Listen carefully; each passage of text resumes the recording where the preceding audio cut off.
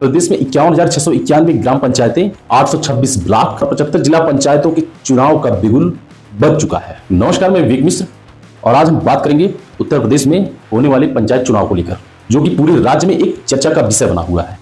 इस वीडियो में हम खास तौर पर चर्चा करेंगे पंचायत चुनाव में सीटों के आरक्षण को लेकर के, इनका मतलब क्या है, ये किस तरह से काम करते हैं और ये किस तरह से इनका इम्प्लीमेंट होता है, इन सब चीजों को लेकर के हम चर्चा करेंगे। दोस्तों, प्रदेश में पंचायत चुनाव 5 साल के बाद या यूं कहें हर 5 साल के बाद होता है। इसमें 3 तरह के चुनाव आपको देखने को मिलता है। पहला, ग्राम पंचायत चुनाव, जिसमें प्रधान और ग्राम पंचायत सहायक का चुनाव होता है। दूसरा, क्षेत्र पंचायत चुनाव, जिसमें बीडीसी या यूं कहें क्षेत्र पंचायत सदस्य का चुनाव होता है। तीसरा, जिला पंचायत सदस्य, जिसमें जिला पंचायत सदस्य और जिला पंचायत अध्यक्ष का चुनाव होता है। तो पिछला चुनाव आपने देखा होगा अप्रैल मई 2021 में पूरा हुआ था, तो वहीं इस बार भी ये चुनाव फरवरी 2026 से लेकर अप्रैल 2026 के बीच में होने के पूरे चांसेस हैं, जिसका प्रक्रिया अब शुरू हो चुका है।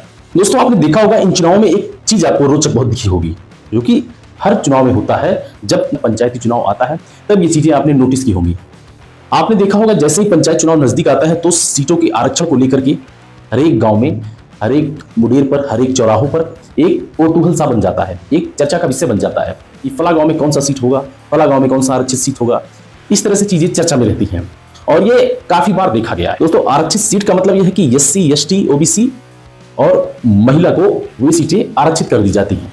इसका यही मतलब होता है। यह व्यवस्था आर्टिकल 73वें के संशोधन पर की जाती है ताकि समाज में हर वर्ग को प्रतिनिधित्व का मौका मिल सके। दोस्तों, एससी एसटी के लिए जो सीटें होती हैं ये जनसंख्या के आधार पर निर्धारित की जाती है। मतलब ये उनकी जनसंख्या के अनुपात में इस चीज का निर्धारण किया जाता है कि ये एससी सीट होगी, ये एसटी सीट होगी। जबकि ओबीसी के लिए सरकार ने एक अलग से आयोग गठन कर रखा है। योगी सरकार ने अभी हाल ही में एक अलग से आयोग गठन कर रखा हुआ है, जिसका मुख्य उद्देश्य ये है पूरे आरक्षण, ओबीसी की आरक्षण प्रक्रिया को पारदर्शी तरीके से इंप्लीमेंट करवाना, पारदर्शी तरीके से पूर्ण करवाना। इसमें एक बात और आप जानते होंगे कि महिलाओं का 1/3 यानी 1/3 सीट इसमें आरक्षित होता है। हर वर्ग की महिलाओं के लिए इसमें होता है। आइए आपको बताता हूं कि आरक्षण तय कैसे होता है। दोस्तों, उत्तर प्रदेश में पंचायत चुनाव में आरक्षण सीटों को तय करने के लिए वर्ष 2015 को एक आधार बनाया गया है और ये बात हाईकोर्ट माननीय इलाहाबाद हाईकोर्ट ने वर्ष 2021 में एक सुनवाई के तहत इस चीज को आदेश किया था कि वर्ष 2015 को ही आरक्षण का एक आधार वर्ष बनाया जाए और उसी के आधार पर सीटें आवंटित होती हैं। मतलब उसी के आधार पर आरक्षण की सीटें इसमें आवंटित की जाती हैं 2015 को वर्ष को आधार बना करके। आइए यहाँ पर आपको सीट आरक्षण के कुछ नियम के बारे में बताते हैं। पहला, जनसंख्या के आधार पर आरक्षण। सीटों का आरक्षण ग्राम पंचायत की जनसंख्या के आधार पर निर्धारित की जाती है इसमें एससी, एसटी, ओबीसी की महिलाओं की सीटों को आरक्षित किया जाता है। दूसरा नियम, रोटेशन प्रणाली। इस नियम का एक तरह से कहें तो खास उद्देश्य यह होता है कि जो आरक्षित सीट पिछली बार रही हो वो इस बार न रहे। इस नियम का एक मकसद ये है, मगर ये रोटेशन प्रणाली एक तरह से कहा जाए तो कहीं कहीं जैसे जहां पर जनसंख्या बाहुल्य होता है, जहां पर किसी एक विशेष वर्ग की जनसंख्या ज्यादा होती है, वहां पर यह प्रणाली फेल हो जाती है या यूं कहें वहां पर यह प्रणाली निष्क्रिय हो जाती है। अगर मैं आसान भाषा में आपको यह समझाने का प्रयास करूं कि ये आरक्षण के नियम को समझाने का प्रयास करूं, पंचायत चुनाव में आरक्षण के नियम को आसान भाषा में आपको समझाने का प्रयास करूं, तो उसका मतलब ये ऐसे आप समझिए कि जिस गांव में जिस जाति की जितनी ज्यादा संख्या होगी, उस जाति की आरक्षण सीट उतनी ही ज्यादा प्रबल होने की संभावना रहती है। मतलब अगर आपका गांव सवर्णों का गांव है, इसमें सामान्य वर्ग ज्यादा है, तो वहां पर सीटें सामान्य होने के ज्यादा चांसेस है, का वहां सीटें सामान्य हो जाएंगी। अगर आपके गांव में एसटी की संख्या ज्यादा है, एससी की संख्या ज्यादा है, तो वहां पर एससी होंगी। तो इस तरह से कुछ सीटों का निर्धारण उत्तर प्रदेश के पंचायती चुनाव में किया जाता है। अब एक बहुत मेन बात आपको बताते हैं जिस पर हम सब चर्चा करते हैं। आपने देखा होगा कि उत्तर प्रदेश में कई ऐसे जनपद हैं या कई ऐसे गांव हैं जहां पर बार बार एक ही सीट रहती है, या यूं कहें बार बार सामान्य ही सीट होती है, सामान्य ही सीट बार बार आती है।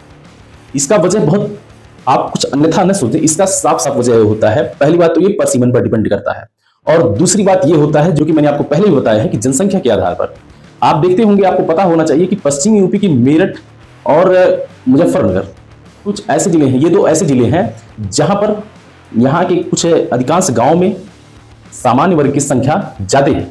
मतलब सवर्णों की संख्या ज्यादा होती है उनके गांव में, जाट वगैरह इसमें ज्यादा होते हैं। तो वहां पर क्या होता है कि अधिकांश सीटें, या यूं कहें कि लगभग हर पंचवर्षीय में सीटें सामान्य ही रहती हैं, वहां सीटें बदलती नहीं। और ठीक इसी तरह से उत्तर प्रदेश के पूर्वी हिस्से में भी होता है, मतलब गोरखपुर, देवरिया, या यूं कहें आजमगढ़ में भी, या गोरखपुर के आसपास के जो जिले होते हैं, यहाँ पर भी आप देखते हैं कि अधिकांश जगहों पर सवर्णों की संख्या ज्यादा होने से, जैसे ब्राह्मण, क्षत्रिय, इन सब की संख्या ज्यादा होने से वहां की सीटें अधिकांश बार आपको देखने को मिलती है सामान्य नहीं रह जाती।